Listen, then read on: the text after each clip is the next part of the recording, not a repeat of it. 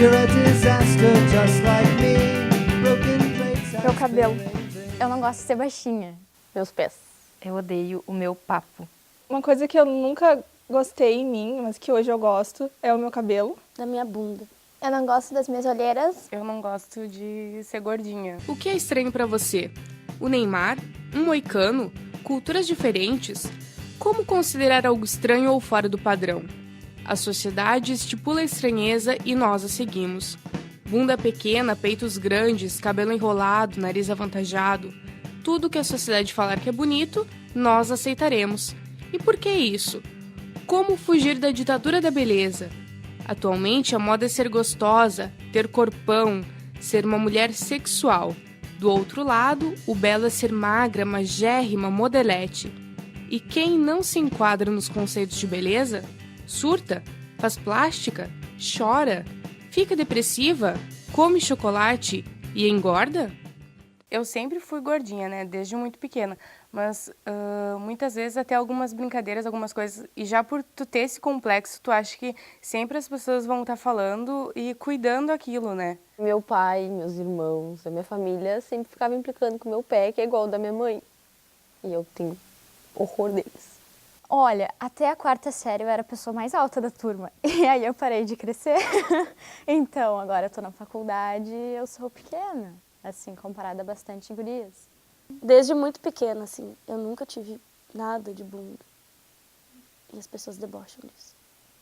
Na verdade, a minha mãe tem um papo bem grande, assim. E eu comecei a prestar atenção e eu notei que quando eu coloco uma blusa de gola alta, fica um negócio saltado, assim. E eu detesto isso. Ou quando eu vou dar risada, assim, tipo, pra baixo, assim, fica um negócio muito intenso. Eu não gosto dos meus traços que eu puxei do meu pai quando eu sorrio. Fica um buraquinho. Eu não gosto dos meus pés. Eu não gosto da minha celulite. Sempre quando eu fui criança, um tio meu falava do meu pé, ele falava do meu dedo, dizia que era muito feio. E aí eu acho que por causa disso eu peguei complexo. Desde criança. E da minha olheira, só minha mãe às vezes fala que eu tenho muita olheira, que eu não durmo. Eu, com 15 anos, por aí, eu resolvi que eu queria alisar meu cabelo. Incomodei demais minha mãe para deixar e ela deixou. Acho que não tanto por querer ter cabelo liso, mas sim pela praticidade, que eu achava que ter o cabelo liso ia ser mais fácil de cuidar. E aí, alisando, eu vi que não, que eu passava trabalho igual. E aí, depois disso, eu resolvi deixar meu cabelo crespo naturalmente. Hoje, eu aceito totalmente meu cabelo crespo, gosto dele, eu acho que é a minha marca, a minha assinatura, né? Isso acho que o que me diferencia da maioria das pessoas, até porque na escola praticamente todas as minhas colegas tinham cabelo liso, eu era a única crespa, então eu acho que isso me diferenciava de todas. Meu cabelo é uma implicância que já vem desde os 13 anos, mas eu comecei a pintar ele bem antes disso. Não sei bem dizer qual foi o motivo de começar a pintar, na realidade foi começando a tonalizar e hoje em dia eu não consigo mais olhar para ele normal no espelho. Eu passei 2 anos com ele normal, daí no início do ano eu fiz uma besteira de pegar e fazer californianas, destruiu totalmente ele. Eu tentei dar uma ajeitada, mas não deu. Então, de tanto todo mundo que tinha gostado do Júlia, volta a ser ruiva, voltei a ser ruiva.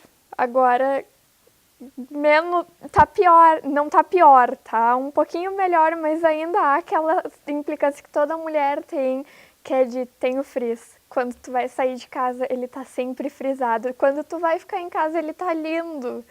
Como lidar com isso? Durante a história, tivemos vários tipos de beleza. Na antiguidade, os povos da Grécia e de Roma destacaram-se pelos cuidados com a aparência. O que tornava as mulheres atraentes era a proporção do corpo e as características morais. Muitas vezes sim, tem algumas roupas que a gente acha bonito, mas que não dá pra usar porque não fica bem no corpo, né? Eu acho que todo mundo nota em mim. Eu não uso muito chinelo, sapato aberto, essas coisas assim, sempre de sapato fechado.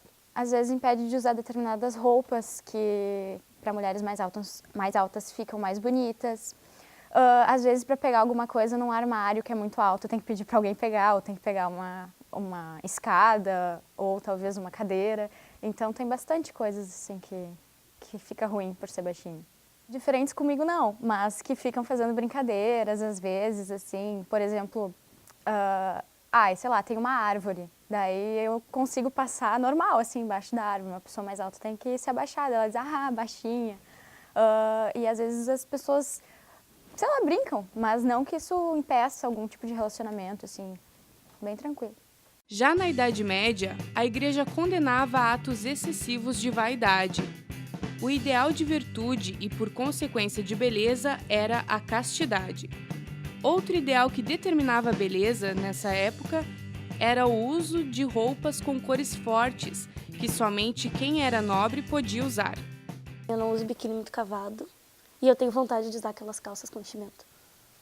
Mas eu tenho medo que alguém meta a mão na minha bunda e veja que enchimento.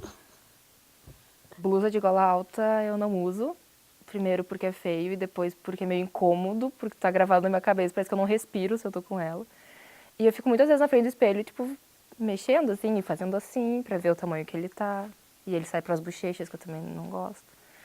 Eu detesto. Sofri na escola, claro. Cabelo de bombril, assolã, palha, um monte de coisa, mas hoje, assim, isso não me atrapalha em nada. Tem vezes que eu não consigo me olhar no espelho, que eu tenho que estar com ele preso, senão dá vontade de pegar e rapar a cabeça. Nessa época, uma curiosa moda surgiu na França. Em meados do século XII, quando as mulheres raspavam a frente do cabelo e as sobrancelhas para aumentar o tamanho da testa. Notam, porque elas falam que a minha bunda é muito feia e que eu tenho a bunda pra dentro e que parece uma tábua. Eu acho que notam. Tipo, perfil eu não tenho queixo, então fica tudo parelho, assim, pescoço e papo. É tenebroso. No Renascimento, as bordas de catupiry que faziam sucesso entre as mulheres. Ser robusta era um ótimo sinal. Tinham tanto orgulho das sobras que exibiam, sem roupas ou pudor, para que os melhores artistas da época as imortalizassem em pinturas. Cada curva tinha um porquê e atendia a uma necessidade diferente. Se o excesso de gordura garantia uma reserva para a gestação, quadris largos facilitavam o trabalho de parto e seios volumosos eram perfeitos para amamentar. Antes, sim. Teve uma época da minha vida que eu não ia nem na piscina do clube porque eu tinha vergonha da minha barriga e tinha vergonha da minha celulite, que eu não fiquei 2 anos sem ir, porque eu tinha muita vergonha de botar biquíni. Aí depois passou, assim, não parei de me importar com esse tipo de coisa. Eu aceito ele do jeito que ele é, só que eu não aceito a cor dele. Esse é o problema. E daí, tipo, quando eu pintei ele, porque fui eu mesma que pintei, eu sempre tive essa coisa de cabeleireira, que minha mãe minhas tias todas são também. Daí minhas irmãs olharam e disseram que tava ridículo. Mas é uma coisa que eu já enfrento há muito tempo, porque não pintei só de vermelho. Como foi desde os 13, antes, sei lá, não lembro quanto tempo, foi preto azulado, foi castanho, foi chocolate, foi de tudo que é cor menos loiro. Até branco já foi colorido. Não consigo, ele fica sem graça, eu fico sem graça, eu me sinto sem graça, então é uma briga, mas já tá bem maneirada. No século XVIII, a beleza era os exageros da vida na corte. O ideal feminino era representado pela rainha Maria Antonieta. Durante o século XIX e nas primeiras décadas do século XX, as mulheres sofriam com apertados espartilhos para ficar com a cintura excessivamente fina. Na década de 1920 e 1930, quem estipulava os ideais de beleza eram os artistas de Hollywood, como Marlene Dietrich. Eu acho que as pessoas não deveriam ter vergonha ou ter esses complexos que elas têm por não gostarem de alguma coisa nelas, porque eu acho que as pessoas, isso é um padrão que a sociedade impõe, né? E as pessoas seguem esse padrão, assim. Se eu sou gordinha, as pessoas não vão gostar de mim por isso, ou se eu sou baixinha, se eu tenho algum problema, que não é um problema, que eu acho que as pessoas, o que vale é o que as pessoas são por dentro, sabe? Eu acho que a aparência é só um casco, digamos, que as pessoas têm, que o que vale é a alma dela, o que vale é o que a pessoa é não o que é a aparência. A aparência não importa, sabe? Vai importar se a pessoa é uma pessoa boa, se a pessoa é legal. Acho que é isso que importa. Nos anos 40 e 50, Marilyn Monroe reinou como o símbolo máximo da beleza feminina. O corpo da loira virou símbolo sexual graças às suas coxas grossas, seios em formato de pera, barriguinha charmosa e madeixas loiras encaracoladas. Os braços também eram bem femininos e não tão magros. É que eu acho que, tipo, elas não devem ou elas não deveriam seguir, mas elas seguem. Porque é muita pressão, é muita gente bonita, digamos assim. Ou gente que tu acha que devia ser. Então, é meio que falta de personalidade. Tem gente que diz que é falta de personalidade seguir padrão de beleza, só que tu acaba seguindo também, sabe? Tipo, agora vocês pediram pra gravar. É óbvio que eu fiquei pensando, ai meu Deus, meu cabelo, ai meu Deus, meu isso. Mas se vocês perguntarem se eu sigo, eu vou dizer, não, eu não sigo, só que... Claro que tu se preocupa, mesmo se não seguir no padrão, tu se preocupa em estar, tipo, bonita. Nos anos 60 e 70, no auge do movimento hippie, a modelo e atriz Twiggy apresentou um corpo esguio e esquálido, sem muitas curvas, o que conferia um ar andrógeno para Londrina. Ela fez muito sucesso entre as garotas da sua época, que tentavam adotar o seu visual aparentemente rebelde. A mulher alta começava a ser cultuada. Eu acho que tem muito rótulo e que é muito difícil ser gordinha. Porque na TV tu vai olhar, as mulheres são todas magras e maravilhosas. E aí tu passa na rua, tá caminhando assim de boa, aí tem um espelho, aqueles vidros assim, e tu se olha, daí, putz, que merda. Os anos 80 e 90 trouxeram Madonna, que marcou o início das mulheres que desejavam desenhar o corpo com sessões de musculação e atividades aeróbicas. Dançando ou na academia, a mulher dessa época desejou braços e pernas bem definidos e um corpo magro e atlético. Sobre os padrões de beleza, eu acho que isso é muito relativo, porque depende de cada sociedade e de cada ponto de vista das pessoas. E eu acho que padrões de beleza não devem ser seguidos, porque cada um tem o seu jeito de usar a roupa pode ser a mesma, mas se a pessoa usa de um jeito diferente, ela está seguindo estilos diferentes. Então, cada um respeita o seu corpo e usa a sua criatividade do melhor jeito.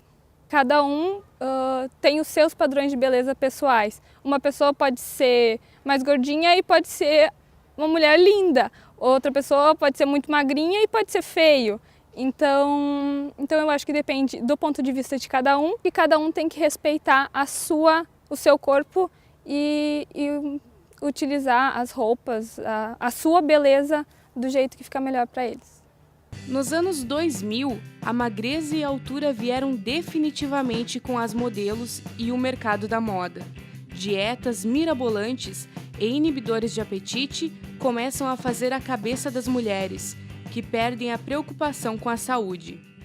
Eu não concordo com os padrões de beleza e eu discordo também das mulheres que fazem cirurgias plásticas só para entrarem nesses padrões. Eu acho errado, porque cada uma tem que gostar da sua forma e do jeito que é. Isso que a sociedade impõe, tem gente que faz de tudo para ficar, sei lá, magra, ficar toda bombada, os homens do mesmo jeito.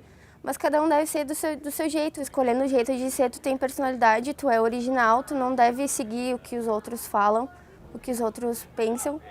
Então, é isso. Seguimos até hoje com o padrão passarelas de beleza e somamos outra forma para a história. Mulheres saradas, bronzeadas e com cabelo super loiro. Moda que prevalece aqui no Brasil. Eu acho que os padrões de beleza são uma merda, porque eles estragam muito a vida das pessoas. Tem muitas mulheres, por exemplo, que perdem a metade da sua vida só tentando se transformar em alguma coisa que elas não são para se enquadrar num padrão que a sociedade estabelece. E outra coisa que eu acho muito irônico é como tem vários movimentos também que lutam contra essa ditadura da beleza, mas ao mesmo tempo, quando em algum concurso de beleza, por exemplo, escolhem uma mulher que não é tão bonita, logo as queixas caem em cima daquela escolha de por que não escolheram uma mulher mais bonita. Eu acho isso bem irônico também. As pessoas querem mudar a única coisa que elas têm de diferente, né? E querem se enquadrar num padrão e ficar todas iguais e bonitas, sendo que o mais importante é elas ficarem bonitas para elas mesmas e agradar elas mesmas, não a sociedade, porque cada um tem um gosto, então elas nunca vão conseguir agradar a todos. Então eu acho muito importante a pessoa se sentir bem da forma que ela é e conseguir enxergar todas as qualidades que ela tem e não procurar só pelos defeitos. Porque cada um é especial e tem muitas coisas boas, só perceber.